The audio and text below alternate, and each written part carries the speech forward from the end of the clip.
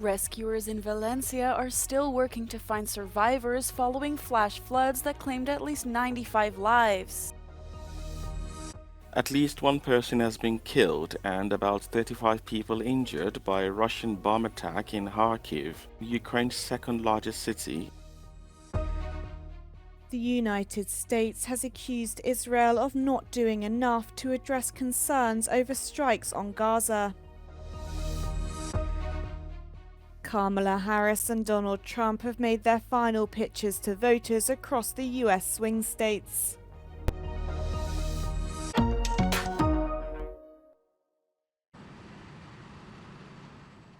Residents of Valencia woke up to scenes of devastation on Thursday after villages were wiped out by monstrous flash floods that claimed at least 95 lives. The death toll is expected to rise further as search efforts continue with an unknown number of people still missing. It is the worst natural disaster to hit Spain this century, with scenes eerily similar to damage left by a hurricane or tsunami. Wrecked cars and trucks piled up along the highways, and a thick layer of mud covered many streets as Spanish military personnel worked to clear flooded areas. Over 1,000 soldiers joined local emergency workers to search for bodies and survivors. Thousands of people were left without water and electricity, and parts of the region were isolated as roads were cut off and train lines disrupted. Spain's government declared 3 days of mourning starting on Thursday.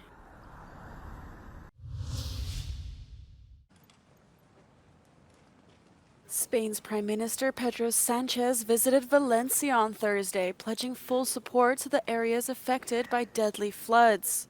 Y quiero decirles que cualquier recurso más que necesiten, aquí está el Gobierno de España.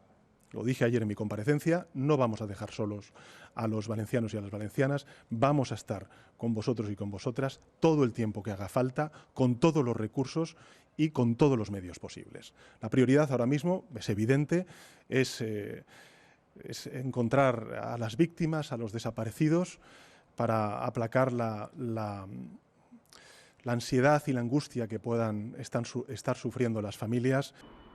He added that he had spoken to European Commission President Ursula von der Leyen, who had offered the EU's assistance and said member states had also stepped up to offer resources. Rescue services are still working hard to find survivors and recover bodies, of which some still remain inside hundreds of stranded vehicles, according to Spain's transport minister. Sánchez urged people to stay at home, saying the situation remained unstable.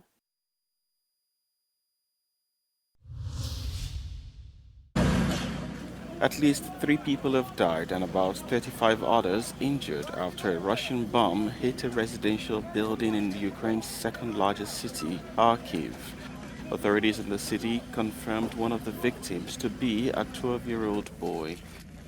Emergency services said rescue operations were underway and their workers were assisting residents, even as officials feared others could still be trapped under the rubble.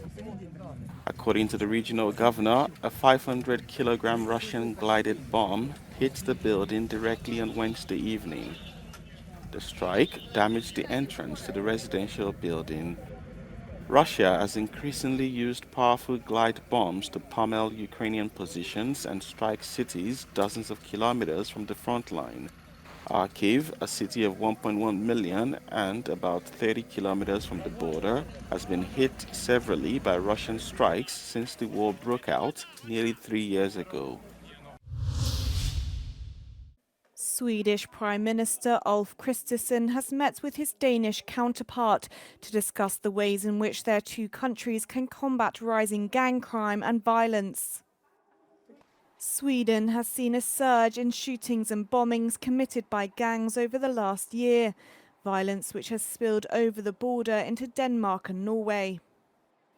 Officials say many of these Swedish gangs recruit teenagers from disadvantaged immigrant neighborhoods.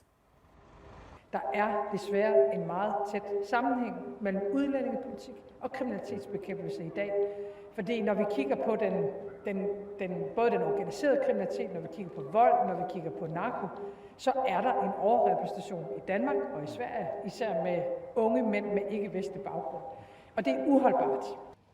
In August this year, Denmark announced it was tightening its border controls with Sweden to combat the threat from gangs, while cross-border crime between the two nations has also led to Danish police working in Sweden and vice versa.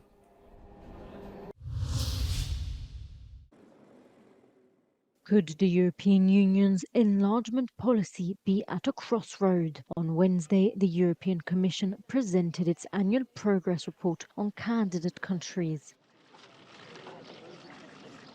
But the publication comes after two elections in Moldova and Georgia, which have upset the political momentum seen since Russia's invasion of Ukraine. The former said yes to Europe, but by a narrow margin of 50.4%. The Georgians, on the other hand, have kept a party in power that has adopted laws inspired by Russia. This has raised questions about the attractiveness of the European project. 30 seconds, but like this, I can do more for the web. That's also. The European Union definitely has a lot of credibility, particularly in Georgia, and this is what the people choose for their future. It's not about the credibility of the EU, it's about the current government that is really taking their choice away from the Georgian people. In Moldova, the situation is a little bit different because Moldovans are very poor currently, and they have been the victims of all the manipulation from Kremlin, including increased prices, inflation, and they're just really vulnerable to that. With allegations of interference from Russia in two elections, questions are also being raised about the EU's ability to be a political alternative and a guarantor of security and stability. This analyst believes that in order to strengthen their credibility, the 27 member states must no longer delay enlargement. I don't think any of these countries are looking towards Moscow. I mean, that train left the station a very long time ago. I mean, Moscow remains a huge threat to the entire region and to the EU.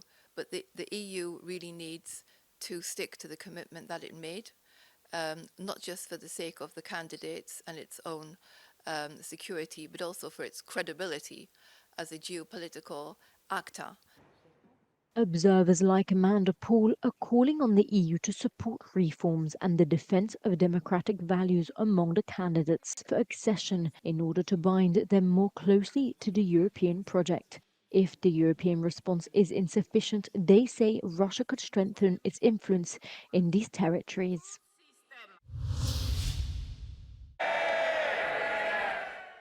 Invest, invest, invest. This is what British Treasury Chief Rachel Reeves said the UK government plans to do as she announced her budget plans on Wednesday. She told lawmakers that taxes will rise by £40 billion to provide new funding for the UK's cash-starved public services, including its national health services. More pounds in people's pockets. An NHS that is there when you need it.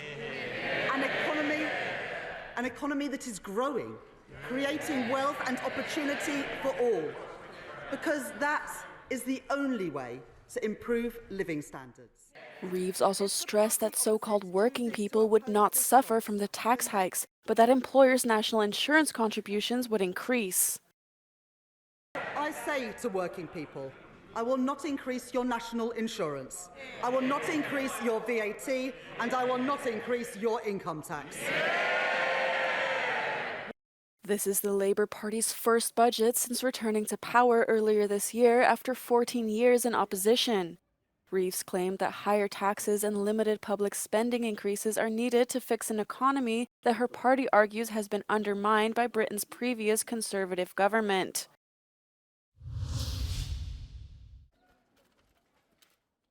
The United States has accused Israel of not doing enough to answer international concerns over indiscriminate strikes on Gaza.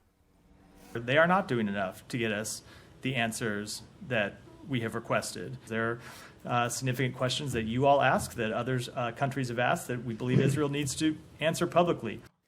Miller went on to say that the situation surrounding humanitarian aid provided by Israel to civilians in Gaza is not at a level the US finds acceptable. Meanwhile, Israel's military chief says the Israel Defense Force needs to be larger as the war expands to different fronts. It comes as international mediators have launched a new push for negotiated ceasefires in Lebanon and Gaza, with senior White House officials scheduled to visit Israel on Thursday. Discussions surrounding a two-state solution to the crisis have also begun in Saudi Arabia, which is hosting the first meeting of a new global alliance to press for the establishment of a Palestinian state. US presidential candidates Kamala Harris and Donald Trump have made their way across several swing states as they continue appealing to voters with less than a week to go until the election.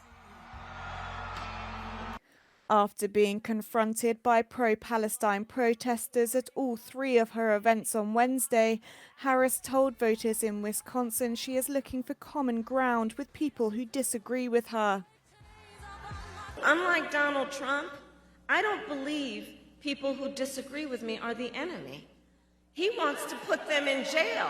I'll give them a seat at my table.